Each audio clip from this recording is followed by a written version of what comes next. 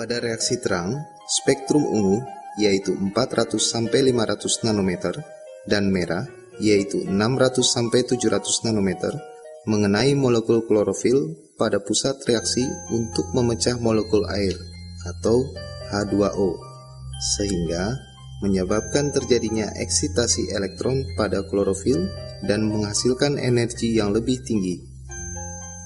Selama rangkaian reaksi, energi diubah menjadi ATP atau adenosin trifosfat dan NADPH atau nikotinamida adenin dinukleotida fosfat reduksi. Molekul air atau H2O terurai selama reaksi terang dan menghasilkan gas oksigen atau O2 yang dilepas ke udara.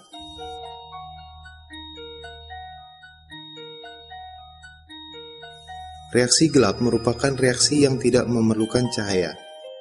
Pada reaksi ini terjadi pengikatan atau fiksasi karbon dioksida atau CO2.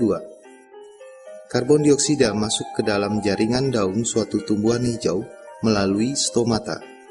Karbon dioksida ditangkap oleh senyawa kimia 5 atom C yang dikenal sebagai ribulosa bisofat atau RuBP.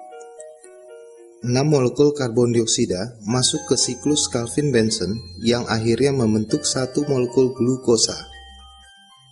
Senyawa yang pertama kali dibentuk di dalam reaksi gelap adalah asam fosgosiliserat atau PGA yang memiliki 3 atom C dengan katalisator enzim Rubisco atau ribulosa fosfat karboksilase.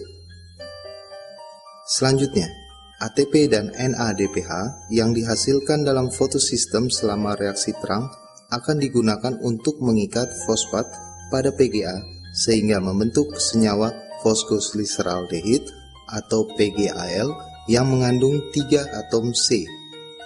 Jumlah PGAL yang terbentuk dari PGA sebanyak 12 molekul PGAL. 2 molekul selanjutnya akan membentuk glukosa, sedangkan 10 molekul akan masuk ke siklus berikutnya dan membentuk 6 molekul ribulosa fosfat. Jika reaksi terang dan reaksi gelap tersebut digabungkan, akan menghasilkan persamaan reaksi fotosintesis. Rumah kaca atau greenhouse merupakan salah satu cara yang diciptakan untuk mengoptimalkan laju fotosintesis. Pengaturan suhu, penyinaran, dan konsentrasi CO2 dalam konsep rumah kaca atau greenhouse ini dapat dikendalikan untuk dapat memaksimalkan laju fotosintesis. Melalui greenhouse, tumbuhan dapat menghasilkan produk fotosintesis yang akan disimpan di daun, di batang, atau di buah mencapai tingkat yang optimum. Hanya saja produk sayur dan buah hasil dari rumah kaca atau greenhouse akan menjadi mahal, karena biaya operasional untuk mengendalikan variabel fotosintesis ini sangat tinggi.